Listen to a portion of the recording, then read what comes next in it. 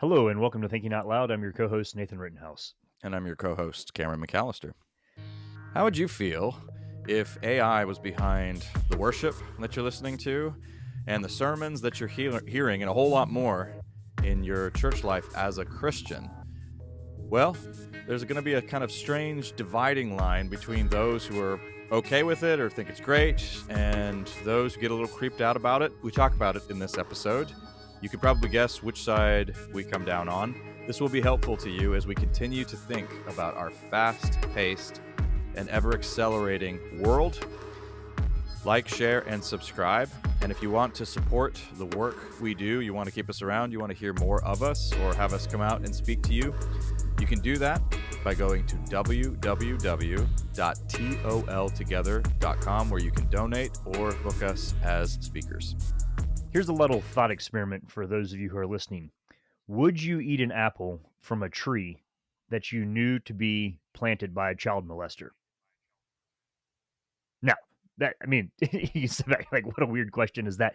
But where we're going with this is, what is the degree to which we are comfortable with the morality of people who produce things that we use? That's one category. And then we're going to shift that into thinking about like church, music, AI sermons, the morality of people who are involved in our forms of worship. And it gets there are a couple of tricky things here. So you know, all sorts of ways we can get into this. But for example, some of the best Christian artists out there right now, or I should use artist in quotes, aren't real. So you have AI generated, Christmas music that sounds very good, uh, but doesn't have a human element to it at all. And so I think a lot of people are starting to wrestle with the idea. Let me lay this out for you in two ways, and then get you to jump in here. Of saying, are we okay with worship music that isn't produced by a human? The next step back from that is to say, are you okay with worship music that is produced by non-Christians? Is there a difference there? And so Mm-hmm. the apple Mm-hmm. tree and the child molester are a bit extreme, and probably our Mm-hmm. personalities and some of our moral frames of reference would maybe function more out of disgust on that one rather than it is out of discernment. But what is the degree?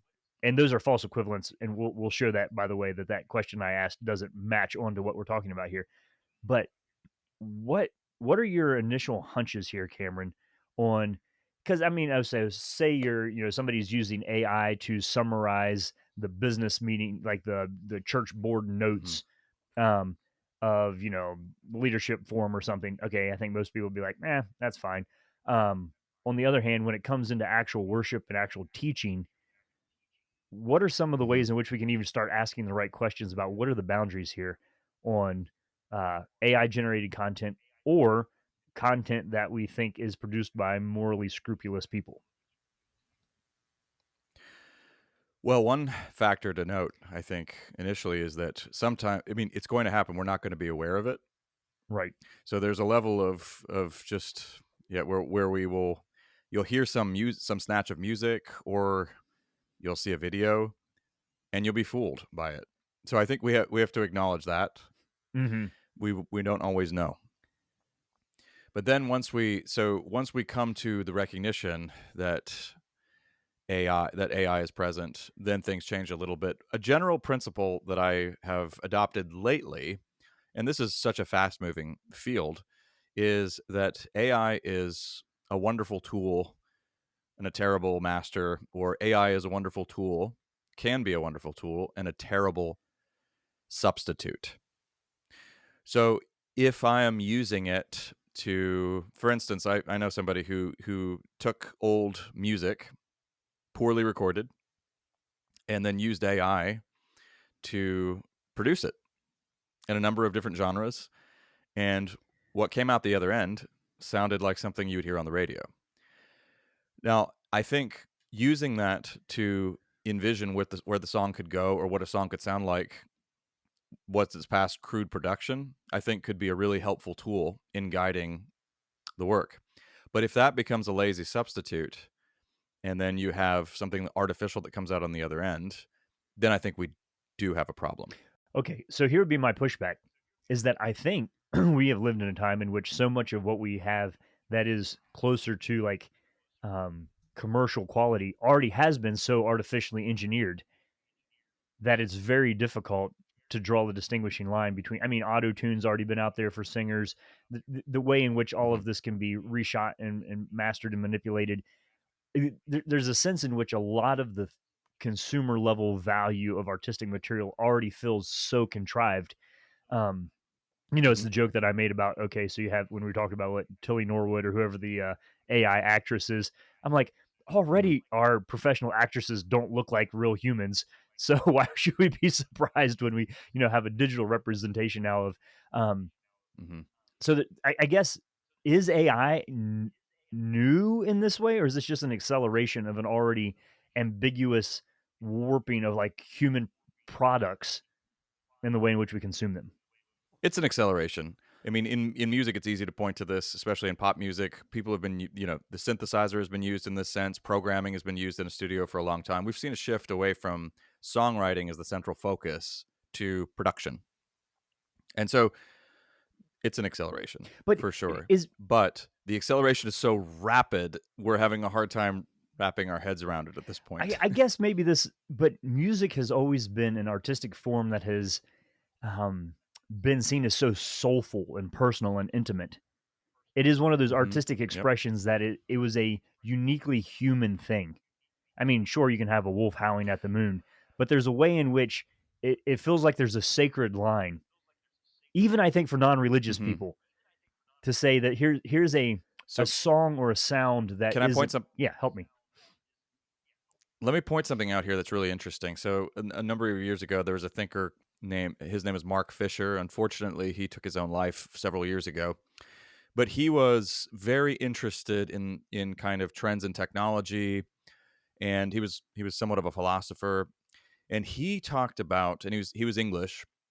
He talked about when EDM music emerged on the scene, electronic dance music, and he celebrated this. Now it's fair. He was a cultural Marxist. This is how he defined himself. He saw what he celebrated about electronic dance music, which is in many ways it lacks those features you just mentioned, Hmm. Nathan. It doesn't have a very human sound. It, in fact, and it's music that prioritizes function over form. It is meant to serve the purpose of facilitating dancing, preferably in a club setting, something like that. And it also is meant to power drug usage, all of that. I mean, all of that culture, which he celebrated, by the way, the raver culture, all of that. What he celebrated about it was very interesting. He celebrated it as something genuinely new. And what he meant by that was if you took somebody playing Bob Dylan playing guitar back to the Middle Ages, it would be strange but decipherable to them. EDM would be utterly alien. And Hmm. to his mind, this was a good thing because, and he kind of represents a little bit sort of, from to me puts together some of the differing mindset. Some people will react very strongly and they'll say, this is inhuman, this is frightening, this is gross, I don't like this. And others will say, this is wonderful, it's the future, you should embrace it, stop being Hmm. so backwards. And so I think that's just a very vivid way of kind of putting that Oh, in and putting that into that is words. a vivid way of doing it, but it makes the question more challenging for us. So let's say you have EDM music is constructed to elicit a certain response from a crowd. Yep. Let's take Hmm. those metrics and say, hey, can we engineer music in a worship context or a large church setting that is Hmm. engineered in order to elicit a certain response from a large crowd? And the answer to that is yes. Yes, you absolutely can. And it's been done for Yes. a long time. Yes. We'll just be better at that now. And so there is like, uh, So at the risk of taking us into somewhat speculative territory, although I don't think it's too speculative, I've done quite a bit of thinking on this with regard to the arts. Nathan, bring us into church territory here in a second because I think we need to talk about sermons. But let's think about the arts for just a moment. So, can you engineer a kind of very strong emotional response connected to religious imagery? mhm. Absolutely, you can. Can you engineer a genuine spiritual response, a genuine spiritual experience? I don't I don't think you can engineer it. Not quite the same way. And one example I would point to is in films. There are certain films that are, I would say, legitimately spiritual in nature. What's remarkable about that is that everything in cinema militates against a genuine spiritual experience. Cinema is, as Paul Schrader says, seductive in its guts. It is made to seduce you with images, and it is the most, probably, you could make an argument that it's one of the most emotionally manipulative of all the Mhm. arts, because it can win you. A picture is worth 1,000 words. It can win you with an image, but not just, these are moving pictures. It does so much more. And music, you can swell the music. You can do a close up of a human face. You can, through techniques of editing, you can engineer a response in your audience. In fact, that's what we expect from most entertainment. We expect it to do all of our feeling and thinking for us. The music will come in. Here's how you should feel about this character. They look a certain way. Here's how this character should be perceived. A genuinely spiritual film will be slower and contemplative. And that is designed to make you an active participant. So some of the films, and then the place to point to here is, there's a famous book, famous being a relative term before you make fun of me for it. But in the world of cinema, Transcendental Style in Film is a pretty famous book. It's a very celebrated book by Paul Schrader, who is himself a screenwriter and a director. But he wrote this when he was about 24 years old. Very pioneering study. But he looks at films by, one film is Robert Bresson, and the film is Pickpocket. Films like this, which are very slow. Some people would just say this is incredibly boring, but what it's designed to do is it has minimal use of music. It has very, very slow editing. The point is to instill in the viewer a genuine spiritual experience, but that experience has to come, it's on you in a sense. You have to actively participate with it. It's not unlike actively participating in worship. Okay, There's a similar dynamic there. I see a difference. I'll pause there. I see a Yep. difference. And listening to you help me sort this out. You do not watch a Paul Schrader film and think, by watching this, I will become like Paul Schrader. And I think this is, Mm-hmm. maybe this is a theological distinction, is that you and I have talked many times about how in Christianity, particularly in the life of Christ himself, the medium and the message can't be separated from each other. That there's something Mm-hmm. intrinsic about the way in which Christ is that validates what it is that he said. And if you look at the biblical injunction Mm-hmm. on leadership all the way through, it's about outstanding integrity and character. Paul saying, "Follow me as I follow Christ." There's an integral, you are to become like your leaders mindset, and you are to become like Christ through actual worship. So if worship is about eliciting a response or giving you a feeling or making you satisfied or you enjoy the rhythm, if it's on the border of entertainment, you're going to answer this question differently than if you think, actually, worship is spiritual formation, and the person who is leading me in this is in themselves modeling a lifestyle and something that I desire to grow into because it conforms and comports with the model that Christ and the teachings that Christ left us. So it seems different when we bring this into a theological or a church context because, okay, let's say that somebody writes a catchy country music song and they're a bit of a goober in their, normal life. That's kind of expected. However, Mm-hmm. if you have somebody who is performing a worship song for you and you see worship as something that, elicits a response in you for the duration of that song, you're going to respond to this differently Mm-hmm. than if you think, no, actually, when I'm worshiping with this person, it's participatory, and they actually are leading me into a form of formation that is or isn't expressed in their life. That's different. Or, Yep. and so I think it's just Yes. fascinating. We have such lower standards for the music part of worship than we do for the preaching and teaching part of worship, because I would say that your musical leaders in your church are every bit as, and maybe if not maybe more so, influential on the theology of a congregation. I mean, people have a song stuck in their head on Tuesday morning. Usually they don't have Mm-hmm. 3 or 4 paragraphs from a sermon stuck in their head on a Tuesday morning. So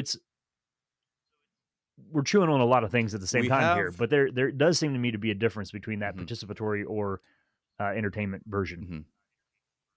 Well, we're describing a number of trends that are inherently dehumanizing, that are already in the air and have been in the air for a long time, and have kind of made our AI moment land particularly well in some ways. And I don't, for better or for Mhm. worse, We've we tend to preconditioned look, so ourselves. music, we've preconditioned ourselves. That's a way better, easier way to say it. We, we look at music in term, we look at it as kind of almost mood curation these days. But even before that, I mean, because, and that's in the advent of playlists and all of that. I don't need to belabor that point. But we've looked at music and art and performance in non participatory ways for a long time. It's just something that this is something that we single out for contemplation. And I'll never forget one of the really powerful insights here came from Nicholas Woltersdorf. And this was the central, I think, the central insight that kind of helped him write his book, Art in Action. And it's in that title, Art in Action. So for a long time, we had been, if you're thinking about the arts or entertainment or anything like that, one of the activities is just contemplation. You're supposed to just enjoy it, sit back and contemplate it. But especially if you went into the rarefied circles of art galleries, what you're supposed to do in that space is just look at the piece in a disinterested fashion. I believe the major art critic here was Arthur Danto, who would say that you want to contemplate the object. And one day it occurred to Nicholas Wolterstorff was listening to an NPR program on work songs. I've mentioned this on the Mhm. podcast before, but I'm old and I repeat myself, so here we go. But yeah, work songs for songs of basket weavers or people who are building train tracks. These were sung by people as they did a job. And it occurred there was an odd kind of disparity between Wolterstorff sitting in his home on a Saturday afternoon and just listening to this for fun and contemplation, and the actual function of the song itself, which was meant to power the work. And it was meant to be sung in community together. It was a participatory thing. And then he made the connection with hymns. Mhm. And he said, so worship songs, especially hymns don't come into their own when we contemplate them in a disinterested fashion or listen to them as though they're just some private work of art. They come into their own when we sing together and we praise Jesus. That's how they really come alive. When you think about worship in those terms, there's a holistic gathering together of all the human elements. Also, what you were mentioning earlier, Nathan, the fact that the people who are leading worship, ideally, they're these people who do this this is a sacred vocation. Mhm. As such, it's important. They're held to a higher standard. Who they are matters more than their skill as performers. Well, do you remember the story I told about speaking at the church in, I think it was in New York, and I walked in early, and the band was phenomenal. And I was like, "Wow, they're kicking." And then, like, something stopped in the middle of the song, everybody turned and started yelling at each other, and somebody from the church came up and said, "Hey, sorry about all this, racket. These people aren't even Christians. We just hired them to come in and do our worship music for us on Sunday mornings." Um, I think most people have a little bit of a response to that of like something feels off there.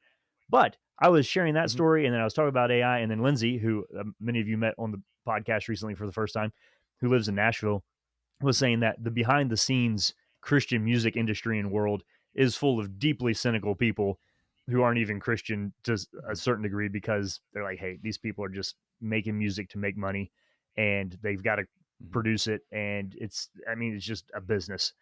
And so It's an it's industry. an Yeah. industry. Yeah. And so you can be jaded in all, like there is a way I think that you could be cynical enough, Cameron, that you're like, okay, everything's off the Hmm. table. And hymns, who knows what Fanny Crosby was up to? I can't use that. Like, because so there isn't a level of human purity here that we can say this person has to um, be perfect in order for me to use and the material or the tools that they're producing. But I've been wondering, and this is just fresh in my mind. When I say I've been wondering, I've been thinking about this for about 30 seconds. Is there a little bit of a like a food sacrifice to idols thing going on here? Like if you are worship like so let's say there's a Hmm. song and Sure. that your church is singing and it was written by somebody who doesn't really believe that it's true. But the people who are singing it and the worship, it really is a way in which people are vocally collectively honoring God with their voices. Is that still worship that is acceptable to God? And I would say, yeah. The flip side of I that think the so. flip side of that would be if you knew some of the details, and this happens, biblical authors, teachers, preachers, it kind of takes the spunk out of reading their books for me, and I don't feel like it's necessary to, you know. So, Okay. remember that. You brought in something important Okay, that I brought in at the beginning, awareness. If you know, that changes the dynamic. If you don't know and you are innocently singing and genuinely praising Jesus, I think you're just fine. so But the when you're apple is good aware, because an apple is that can good. change things. So back to my Yes. back to my original thing. Independent of who planted the tree, the apple tree is a good thing, and apples are good. We tied ourselves in knots culturally over this for a while. It seems to be dying down a bit over disgraced artists. Now, there are degrees here. A disgraced artist is one thing. A disgraced minister is something else. So we'll tease that out in a second. And both Nathan and I know a little something about A thing or two or three or working four. closely with disgraced ministers. Yes, sadly. But, and some of you do, plenty of you do as well. But a disgraced artist, I'll name one. I mean, I know there are many disgraced artists whose work I appreciate. One worth bringing up is Woody Allen. I've actually been at an event, this was many years ago, in which I quoted Woody Allen, and somebody was offended because of who he is. And you can, I mean, I'm not going to rehearse everything. You look up Woody Allen and see he's led a very, he's got a checkered past.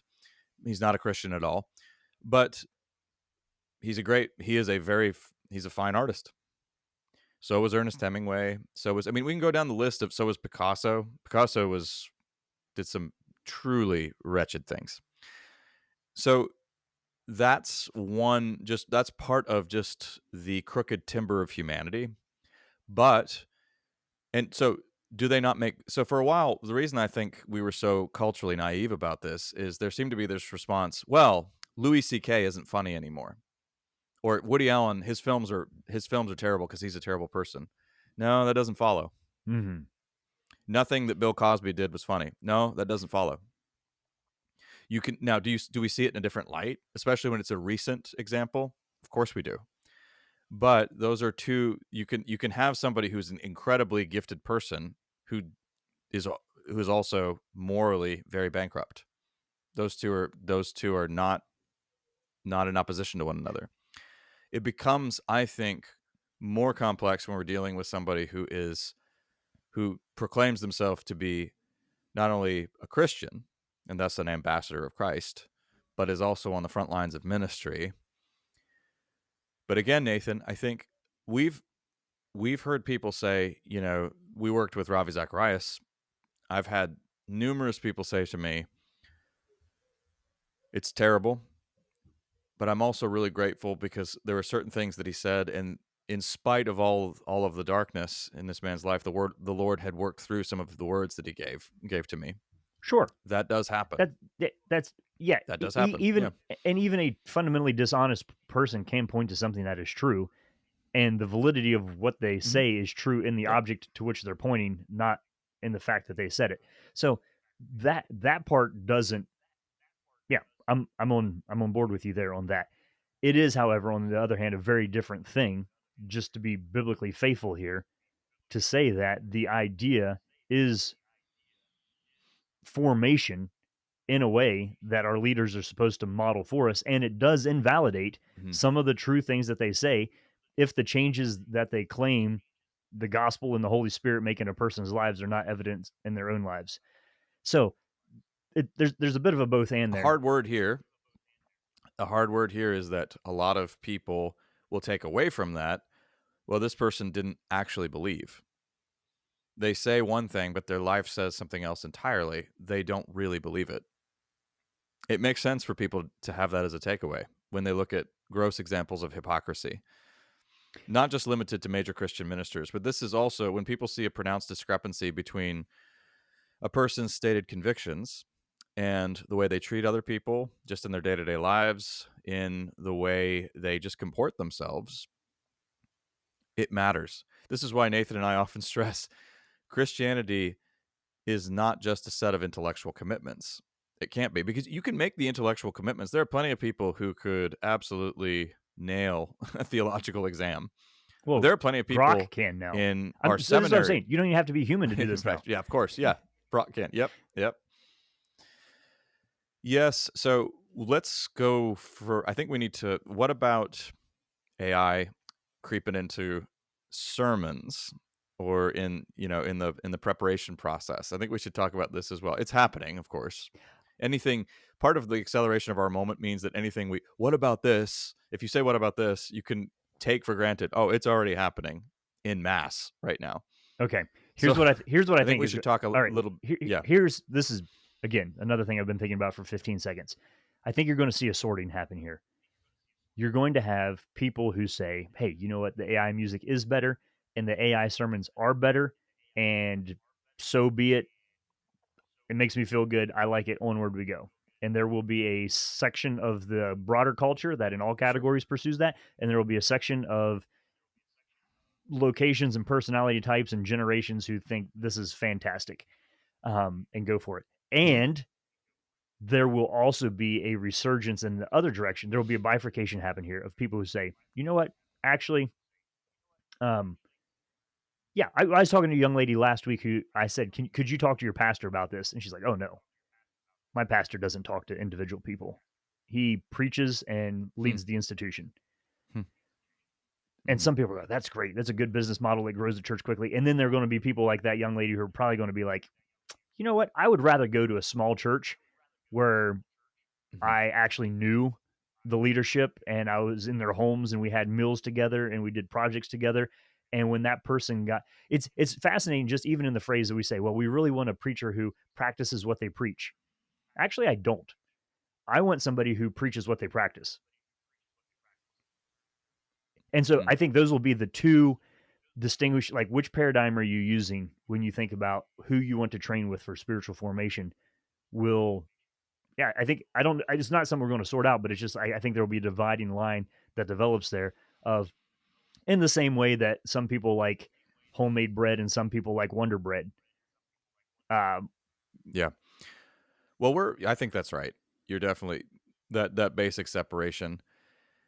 I think we are also predisposed in the North American church to really favor effective means. And so I know a lot of people who just think, "Hey, AI, this is a fantastic." Well, think about this is a fantastic tool. Let's use it and let's multiply the kingdom. And there's a goodness to that impulse, but there's also a drawback. The drawback is we're not really thinking through how these different mediums fundamentally change oh, us oh, sometimes, well, reshape everything. Yeah. let's just throw some things out here. Is this is to say, um, all new technologies promise us the ability to do things more efficiently, so we'll have more time to do something else somewhere else. So that you might have people who say, Mhm. hey, you know what? If our pastor is spending 20 hours a week on writing a sermon, and with AI tools, he can do that in 10, that frees him up 10 more hours a week to do hospital visitations or something. Mhm. It's Mhm. just that Yep. has has email giving you more time to spend with your family? I mean, when we just look back through, maybe Mhm. if you're a very very disciplined person, the time that yeah, But can I draw something out here too? You're also if you're doing that, one of the concerns I have with AI being used as more than a tool is that you're short-circuiting genuine thought and insight. Is it faster? Of course it's faster, but that's not how human beings think. It's oh not how we're that's not how we're formed morally. That's not how we draw genuine conclusions. And one of the problems in our culture is that people are becoming less and less adept at thinking at all and drawing out stumbling their way forward to a genuine conclusion. You got to get cuts and bruises to do that. Can you have AI summarize Aquinas, for you instantly? Of course. But there's something very valuable when you speak with somebody who has worked carefully through the Summa and fought with the subtleties of Aquinas's thought. They have they have earned genuine insights, and there will be a depth. I think well, one of but the big qualities that people are it's not just a depth is going to be highly sought after and focus. These are things that go out the window when you use this more as a substitute than a tool. Okay, so let's say that I use AI to write a sermon on some teaching of Jesus. It has to assume, so it's not just on the depth of the understanding of it, it's also the application and the interpretation of it for a specific subculture and location. And so you're not going to get AI to understand your zip code. And part of this is the leveling of a modern globalized world in which we assume that the ideal is everybody is the same, everything is the same everywhere, it's everything all together, all like all people are the same. No, they're not. It's even hard, I think, for somebody from a different state to plant a church in a different state if you don't understand. Like we know this, if you don't understand the nuances of the culture and live in a place, it's very hard to Hmm. effectively preach and teach in that. And AI just can't do that. So AI can write a sermon that is like mediocrely interesting for the average human, but it isn't going to be deep for the specific location and community and goals and visions and in response to specific things that are happening in the community around you on any given week. So there's kind of a there's a sense in which it irons out all of the nuance, and I would say crumples a lot of the beauty in the process of just assuming that there's this one standard kind of, this is the potato soup recipe for humanity. And you're like, well, hang on a second. Yeah. My grandma likes to add a little bit of extra, you know. So it's that Yep. flavor that I think feels to me like it's getting squeezed out um, universally. There are many other observations to be made. We're just scratching the surface, and I think trying to help guide us. We're just trying to help guide Well, in actually, contemplation and can thought I say, about the you know subject. how I said there's a Yeah. bifurcation, a distinction happening? I've been using this quote a Yeah. lot recently, the old Wendell Berry line, that there will be two kinds of people in the future: those who choose to live as machines and those who wish to live as creatures. And I think for those who choose to live as machines, AI is going to be sweet. We'll just plug it in as another tool within our forms of formation worship. And for those of us who want Hmm. to live as creatures, there's going to be some hesitancy. It is so easy. I asked it. I preach sequentially. Like I've been working through the book of Matthew on like a 14-year pace, and there are just a ton of scriptures that don't have a good song that goes with them. This is something that we talk about frequently. So the other day, I just dropped it in a Hmm. AI and said, write a sermon based on this passage. 6 seconds later, there it was. Would you like the chords with that? Yes, please. And obviously, I'm never going to use it, but it's just interesting to say, there it is. It's that easy. So this, Well, I felt this in terms of pressure the other day. I mean, I'm putting the finishing. I was finishing a chapter in a book I've been working on, and I was lamenting to a buddy of mine. I just wish I wrote faster. This is taking me so much longer than I want it to. I need to find ways to go faster. And I'm feeling, the pressure of speed all around me. And this friend very kindly, thanks, Corinne, shout out to Corinne, said, hey, don't get sucked into the vortex of all of this speed culture. Work your way through it. So the value of this is it's 100% AI free, guys, when the book comes out. And this was me, honestly, these chapters, you are reading the end, the finished, not product, but the result of me having wrestled with lots of different lines of thinking and also caring a lot about the turn of phrase and each individual sentence. So, but there's great value in that because it's hugely formative for me. It's shaping me as a thinker. And I'm also just allowing myself to be a creature. And I work slower. And I have good days and bad days. Grok doesn't, but I do. so I didn't get enough coffee that morning. the, that's the other element of this, Cameron, is so we've been talking about this largely from the consumption side. You switched over to the production side there. And you know, the speed Yeah, thing, I I did. felt myself the other day. I was driving down the road and listening to like the actual radio in a car, and the person seemed like they were speaking so slowly. I'm like, I have no way to speed this person up. That was a thought that, like, that's the problem with radio. The, you know, good old fashioned FM radio. Um, so all of these things are at our disposal, and I think this is where, like, if you're on a screen, you're always what, three clicks away from porn. Now we are Mm. always three clicks away from doing our digital work faster, and you will have to make a conscientious decision. I am not going to do that for the sake of this other thing. And so I think there is a uh, there's discernment that we have to have in our consumption, And then there's also a whole nother level of discernment that we have to have in our production. And so this is not like, the sky is falling, it's the end of the world, anything. No, Christians have had to navigate new technologies all of the time. I think in this episode, Skynet. yeah, Just kidding. we're Yeah. just pushing toward a way of saying just because it's faster doesn't mean that it's good. And just because it's slick and professional does not mean that it's appropriately forming us in the actual categories to which our faith calls us. And so we know that, you know that. We're just saying it out loud and taking a pause here to remind ourselves of that. And we'll have to keep doing this time and time again. Definitely. You've been listening to Thinking Out Loud, a podcast where we think out loud about current events and Christian hope. Thanks for listening to Thinking Out Loud. If you'd like to learn more about what we do, book Nathan or Cameron, or if you'd like to support us financially, whether through a one-time donation or on a monthly basis, you can do so on the donate page at www.toltogether.com. That's toltogether.com. And please consider leaving us a 5-star rating and sharing this content with your friends. It really does help.